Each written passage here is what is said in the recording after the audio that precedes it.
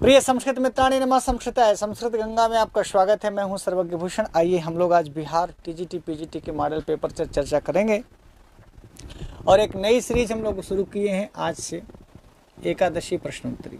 केवल 11 प्रश्नों की आपसे चर्चा करेंगे। 11 प्रश्न आपको प्रतिदिन देंगे। कैसे प्रश्न आ सकते हैं, संभावित प्रश्न रहेंगे।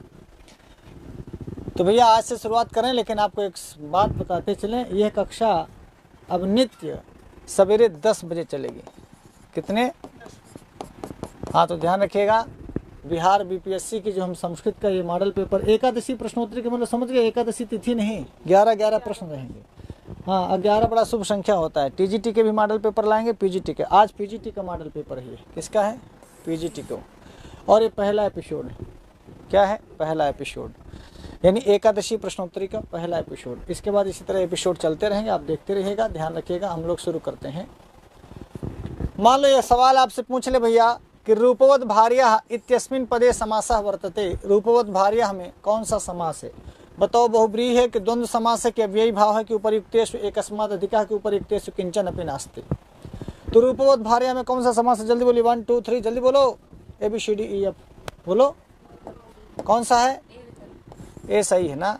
ए माने अम्मा होता है, बहुब्रीहि समास सही होगा। रूपवत भार्या में बहुब्रीहि समास होता है। ऐसे सवाल आपसे बिहार बीपीएससी में टीजीटी पीजीटी में पूछे जा सकते हैं, खासकर पीजीटी में।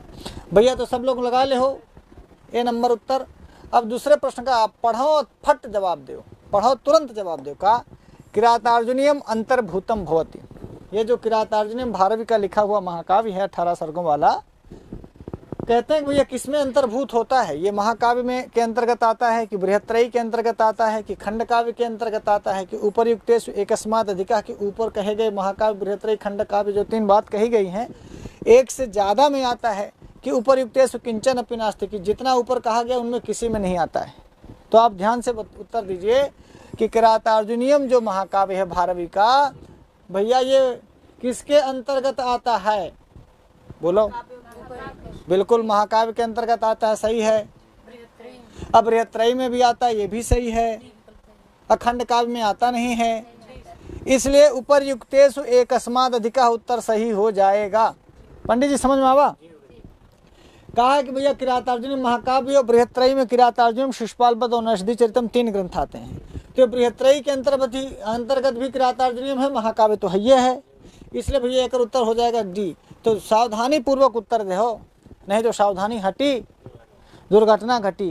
और दुर्घटना का घट जाए कि तुम्हारा नंबर चला जाए। नंबर चला जाए तो एक क्वेश्चन से मनी बहरो हो जाते हैं और एक क्वेश्चन से आदमी अंदर हो जाते हैं। 2 प्रश्न समझ में आएगा गुरु जी। तीसरा प्रश्न, सवर्णौ स्तः ना सवर्णी तुल्यास्य प्रयत्नम। सवर्णम एक सूत्र है, जिनका उच्चारण स्थान और अभ्यंतर प्रयत्न समान हो, ऐसे वर्ण आपस में सवर्णी होते हैं। तो तुल्यास्य प्रयत्नम सवर्णम के हिसाब से बताओ 2 वर्ण कौन है जो सवर्णी हैं? आ और आ सवर्णी है कि शा और शा सवर्णी है कि हा और फा सवर्णी है कि उपरयुक्तेषु एकस्मात् अधिकः, ऊपर कहे गए एक से अधिक सवर्णी है, यानी ए बी या बी सी दो सही है कि उपरयुक्तेषु किंचन अपि नास्ति, कि ऊपर कहे गए में से कुछ भी सही नहीं है। भैया अच्छे से समझ ले, उसके बाद उत्तर दो। ध्यान रखिएगा, कल से ये क्लास 10 बजे से शुरू हो जाएगी। 10 बजे सवेरे से आए, 10 बजे सवेर कही कि सवेर कही, भाई सवेरे सवेरे हो कि दोपहर कही है। कुछ लोग 10 बजे उठते हैं तो उनके लिए सुबह होगी। क्या होगी? सुबह। क्यों गुरु जी? अब कुछ लोग 4 बजे उठ जाते हैं तो उनके लिए 10 बजे दोपहर होगी। जैसे पंडित जी के लिए 10 बजे तक दोपहर हो जाती। क्या पंडित जी? अब बताइए, सवर्णौ स्तः, ए विकल्प सही है। मैडम करें, ए विकल्प सही है। चूंकि आ का उच्चारण स्थान भी कंठ है, इस दीर्घ आ का भी उच्चारण स्थान कंठ है, तो इनका दोनों का उच्चारण स्थान समान है। और आ का अभ्यंतर प्रयत्न क्या है? अभ्यंतर प्रयत्न क्या है भैया? विवृत है। विवृतम स्वराणाम, विवृतम।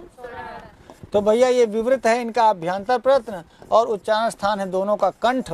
तो दोनों वर्णों का, आ का और आ का कंठ भी, उच्चारण स्थान भी समान है और आभ्यंतर प्रयत्न भी समान है, इसलिए ए वाला उत्तर सही हो जाएगा। और पूछेगा सवर्णौ स्तः, तो आपको क्या बोलना है?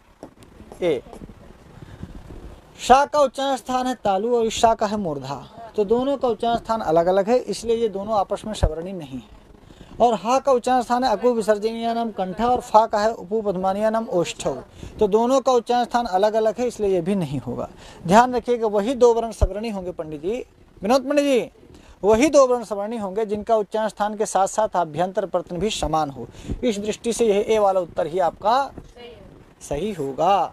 आगे देखिए भैया, प्रत्याहार सूत्राणि कुतः आगतानि, बड़े ध्यान से सुनना। जो 14 प्रत्याहार सूत्र हैं, माहेश्वर सूत्र हैं, वो पूछ रहा है भैया कुतः आगतानि कहाँ से व्याकरण शास्त्र में आए। आपके व्याकरण में, संस्कृत व्याकरण में ये 14 माहेश्वर सूत्र जो जिनको प्रत्याहार सूत्र कहते हैं, जिनकी संख्या 14 है, ये भैया जगदीश्वरात, जगदीश्वर से आए कि माहेश्वरात, माहेश्वर भगवान शिव से आए कि नारायणात, कि नारायण जी से आए कि उपरयुक्तेषु एकस्मात् अधिका, कि ऊपर कहे गए एक से अधिक लोगों से आए, कि उपरयुक्तेषु किंचन अपि नास्ति, कि ऊपर कहे गए किसी में से नहीं आए। है माहेश्वरादागतानि लिखा है ना। लक्ष्य सिद्धांत कौमुदी पढ़िएगा भैया, और लक्ष्य सिद्धांत कौमुदी पढ़ेंगे गोविंदाचार्य वाली, तो पेज नंबर 2 पर लिखा है होगा का। ये जो माहेश्वर सूत्र हैं, इनको माहेश्वर सूत्र भी कहते हैं, प्रत्याहार सूत्र भी कहते हैं, जिनकी संख्या 14 होती है। ये शंकर भगवान के डमरू से आए थे, और शंकर के डमरू से आने से महेश नाम है उनका, महेश्वर। अब महेश्वरादागतानि इति माहेश्वराणि, जो महेश से आए, महेश्वर के डमरू से आए, इसलिए माहेश्वर कहे जाते हैं। तो माहेश्वरात, ये वाला बी वाला उत्तर सही हो गया। बी वाला उत्तर का हो गया भैया, सही होगा। तो बी माने होता है बेबी, या बी माने होता है बीबी। तो बेबी जिनके पास बच्चा है, वो बी का मतलब, मान लो बच्चा है, आपके पास बच्चा है नहीं है, तो बी माने बीबी और बी माने बेबी भी। ए माने अम्मा, सी माने चाची, डी माने दादा है। गुरु जी ई माने ईगलबाज। 5वां क्वेश्चन बताओ, नीति शतकम एतत् कीदृशम काव्यम। नीति शतक के का रचना भैया, भर्तृहरि की रचना है। तो भर्तृहरि ने 3 थोड़ी रचना लिखी, कौन कौन? नीति शतक, वैराग्य शतक और श्रृंगार शतक, और एक व्याकरण के ग्रंथ लिखिन वाक्यपदीयम। सुने भैया, तो पूछ रहा है कि नीति शतक कैसन काव्य है भैया, एतत् कीदृशम काव्यम, खंड काव्य है कि मुक्तक काव्य है कि चंपू काव्य है कि ऊपर कहे गए में से एक से अधिक काव्य है कि कुछ भी नहीं है? पंडित जी ध्यान से बताओ, तो ज्योतिष का मुहूर्त लगा के बताओ, कहा है ये मुक्तक काव्य है भैया। मुक्तक काव्य इसको कहते हैं ना जो मुक्त होता है, जिसमें मतलब हर छंद मुक्त होता है, हर एक पद्य मुक्त होता है, हर एक छंद में एक नई नीति की बात, सुभाषित की बात कही जाए, इसलिए ये तीनों मुक्तक काव्य हैं। इनको तीनों को मिला के गुरुजी नीति शतकम को, वैराग्य शतक को, श्रृंगार शतक को मिला के शतकत्रय भी कहते हैं। तो शतकत्रय के लेखक पूछे तो शतकत्रय कोई रचना नहीं है, शतकत्रय 3 शतकों का समूह है, वो है नीति शतक, श्रृंगार शतक और वैराग्य शतक। ये 3 शतकों को मिला के शतकत्रय कहते हैं, जैसे 3 मुनियों को मिला के मुनित्रय कहते हैं गुरुजी, पाणिनि का अध्ययन पतंजलि को, वैसे ही 3 शतक मिला के शतकत्रय कहे जाते हैं, और ये शतकत्रय के लेखक भी भर्तृहरि हैं। तो भैया इस बार भी बी वाला उत्तर सही हो गया। क्या सही हो गया गुरुजी? बी उत्तर सही हो गया। और ऐसे सवाल यदि आपसे पूछे कि नीति शतकम एतत् कीदृशम काव्यम, तो तुमको लख देना है भैया कि मुक्तक काव्यम। लख दियो भैया, लख दियो, चिन्ह मार दे हो। अच्छा भरे बोला। नीति शतके एक लाइन है नीति शतक में, आपत्सु च महाशैल शिला संघात कर्कशम इति सूक्ति कस्य विलक्षणताम द्योतयति। पूछ रहा है कि नीति शतक जो भर्तृहरि की रचना है, बाबा भर्तृहरि गोरखपुर वाले, आपत्सु च महाशैल, विपत्ति में महान शिला के चट्टान की तरह कठोर हो जाते हैं, ऐसे होते हैं सज्जन, और विपत्ति में फूलों की आपत्सु च महाशैल शिला संघात कर्कशम, आपत्ति आ जाए गुरुजी और संपत्ति आ जाए तो फूलों की तरह कोमल हो जाएंगे। समझ गए? ऐसा ये सूक्ति किसकी विलक्षणता को द्योतित करता है? मूर्खों की कि दुर्जनों की कि सज्जनों की, कि ऊपर कहे गए किसी एक से अधिक की, या ऊपर कहे गए कुछ किसी की नहीं? 5 विकल्प बिहार वाले पूछते हैं भैया, 5 विकल्प, ABCD के अलावा ई भी। हम लोग यूपी में ABCD चलता है, वहाँ ई भी चलता है, वहाँ हाँ। तो मूर्खाणाम, कभी भी मूर्ख जो है आपत्ति में महान शिला, महान पर्वत के चट्टान की तरह है, कठोर नहीं होते। यदि आपत्तियों में, आपत्ति आने पर, विपत्ति आने पर किसी महान पर्वत के शिला के समान आप कठोर हो जाएं, बहुत शिला पर्वत के समान कठोर हो जाएं, तो भैया ये मूर्खों के बस का तो है नहीं, अब दुर्जनों के बस का नहीं है। तो यही सज्जनवा वाला उत्तर होगा भैया, सी वाला उत्तर। सी चाची जी, सी माने चाची, तो चाची जी सही हो गई, सी उत्तर सही मार के आइए गुरु जी। अब मान लो छठवां लिखा होगा A B C D E, computer में ऐसा रहेगा मान लो भैया, तो कहाँ मार दिए, ऐसे मान लो भरा रहेगा, तो आप सी वाले उत्तर को यहाँ टिक मार दीजिएगा, कंप्यूटर से होगा तो। अब भरे वाला हुई तो बढ़िया से भर दे रही, लाल से नहीं भैया, काले से हैं, काले पेन से भरे ABCDE। तो नीच शतक में जो ये बात कही गई है ये सज्जनों के संदर्भ में कही गई है, सही है। और न विश्वास हो तो आप नीच शतक के श्लोक नंबर 56 देख ले हो, सप्तगंगम किताब, कोई सी भी किताब में देख लेना। 7वां प्रश्न देखो पंडित जी, बड़े ध्यान से सुने हुए हैं। नवा इत्येतयोः अव्ययोः संज्ञा वर्तते, ना और वा। व्याकरण शास्त्र में ना और वा की क्या संज्ञा होती है, ये सवाल पूछा जा रहा है। अच्छे से सवाल समझ लो, ध्यान से उत्तर दो, कोई जल्दबाजी नहीं है। तो वहाँ कोनो भैंस थोड़ा छूटी जा लागे, आराम से पढ़ो, समझो, उत्तर दो। नवा इत्येतयोः अव्ययोः, ना और वा दोनों अव्यय हैं, इनकी क्या संज्ञा हो? निष्ठा संज्ञा, विभाषा संज्ञा, प्रगति संज्ञा के ऊपर कहे गए में एक से अधिक संज्ञा कि कोई भी नहीं। नवेति विभाषा, नवेति, तो भैया इस बार फिर से बी बेबी सही हो गया। बेबी कहें या बेबी को बेस पसंद है और इनको बीबी पसंद है। नवेति विभाषा, नवेति, कौन उत्तर मार दिया भैया? बीबी नहीं, तू बीए कहा, तुम्हारे मुंह में बीबी नहीं निकला गया। बीबी हमारी बोली तो ठीक था ना गुरुजी। अभिज्ञान शाकुंतले शकुंतलायाः गुणा या विशेषता, शकुंतला के गुण या विशेषताएं जो विज्ञान शाकुंतल में वर्णित हैं उनमें बताओ। क्या अभिज्ञान शाकुंतल की जो शकुंतला है वो प्रकृति प्रिया है, आश्रम प्रेमिका है कि आदर्श प्रेमिका है कि उपरयुक्त में एक से अधिक है कि उपरयुक्त में कुछ भी नहीं है? समझ लो पंडित, पहले पूछ रहा है कि जो अभिज्ञान शाकुंतल में शकुंतला बताई गई है, जिसका जो नायिका है शाकुंतल की, जो दुष्यंत की तीसरी पत्नी है, जो सर्वदमन या भरत की माँ है, उसके कुछ गुण बताए गए हैं ना। गुण माने उसका वर्णन है भैया शाकुंतल में। तो क्या उसका प्रकृति प्रिया के रूप में, प्रकृति को प्रेम करने वाली के रूप में वर्णन है? आश्रम को प्रेम करती है वो, ऐसा वर्णन है? और एक आदर्श प्रेमिका है वो, जिसको प्रेम करती है, एक बड़ी आदर्श प्रेमिका है कि, तो उपरयुक्त में एक से ज़्यादा उत्तर सही है कि एक ही उत्तर सही है, कि ए सही है कि बी सही है कि सी कि डी? डी का मतलब हुआ कि ऊपर कहे गए उत्तरों में एक से ज़्यादा उत्तर सही हैं और ऊपर कहे गए में से कुछ भी नहीं सही है। अब दिमाग से आप उत्तर लगा के बताओ। पंडित जी, विनोद पंडित जी, आप बोलो, और न बोलियो तो सीधे तुम्हारे पत्नी को बुला कहा कि ये लड़का पढ़ता नहीं है। हाँ बताइए क्या सही है? क्या डी सही होगा बताइए? हाँ, ये प्रकृति प्रिया भी है। पातुम न प्रथमम व्यवश्यते जलम युष्माश्वपीतेश्विया, आश्रम प्रेमिका इतनी ही कि वन ज्योत्सना को गले लगाती है, बताइए। अब आदर्श प्रेमिका ऐसी है कि राजा कह दिया कि हम तुमको नहीं पहचानते हैं, कुछ लड़ाई झगड़ा न करे, दूसरे मेहरार हो तो मन वहीं चटापट हो जात, खूब लड़त बिगड़त है कि जब आश्रम गए रहे तुमका समझ में नहीं आवा है, बड़ा गले लगत रहे, चिट्ठी लिख लिख के देते रहे हैं, अब पगला गए।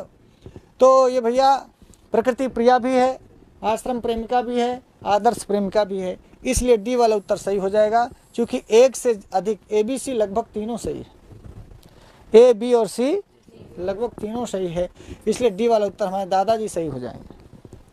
क्या सही हो जाएंगे? डी से दादा, डी से दादी, एहन बहाने कम से कम पढ़त के अम्मा, बीबी, चाची, दादा, चाचा, दादा सबका याद कर लेते हो। वैसे तुम्हारे पास टाइम नहीं है। अब 9वां प्रश्न है भैया, शिशुपाल वध प्रणेतु माघस्य पितामह कः। जो शिशुपाल वध के प्रणेता है, मैंने शिशुपाल वध के लिखने वाले हैं। शिशुपाल वध एक महाकाव्य भैया। कै सर्ग हैं लल्ला? 20 सर्ग हैं। कै सर्ग हैं? उनसे पूछा तो उनका रचनाकार माघ है, उनके पितामह माने बब्बा जी के नाम का है, उनके बाप के का नाम है? माघ के पिताजी के नाम बताओ पहले। अरे माघ के पिताजी के नाम पूछ रहे हैं? अच्छा, दत्तक।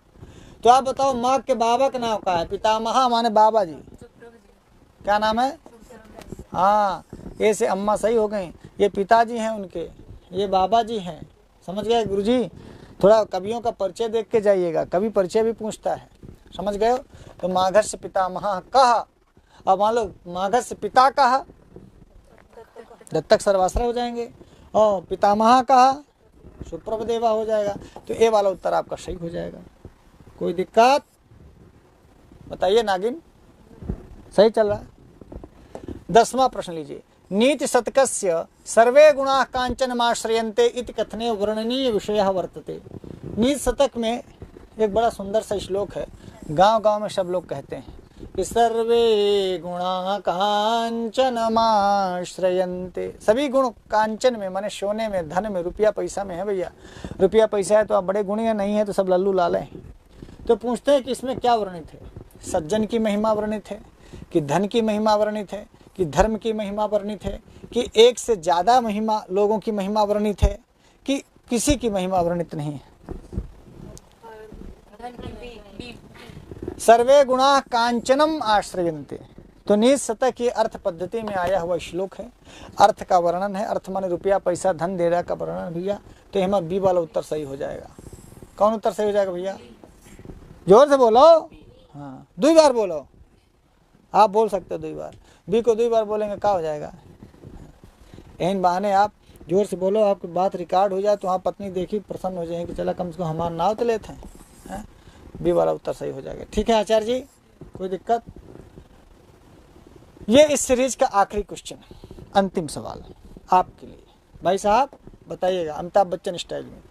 अधोलिखितेषु कस्य शब्दस्य योगे तृतीया विभक्ति ही भवति। नीचे लिखे हुए में से किस शब्द के योग में तृतीया विभक्ति होती है? क्या निक्षा के योग में तृतीया विभक्ति का प्रयोग होता है? कि नमः के योग में तृतीया विभक्ति का प्रयोग होता है? कि शाकम के योग में तृतीया विभक्ति का प्रयोग होता है? बड़ा मजेदार सवाल है, बताइएगा कि ऊपर लिखे गए में से एक से अधिक के योग में तृतीया होती है कि किसी में तृतीया नहीं होती? बताओ, आप बताइए। निक्षा के योग में विभक्ति बताओ गुरुजी। निक्षा के योग में द्वितीया होती है। अविता परिता समया निक्षा हा प्रतियोगे। और नमः स्वस्ति स्वाहा सुधा अलम वशट योगाच, इसमें इसके योग में होती चतुर्थी। जोर से बोलो।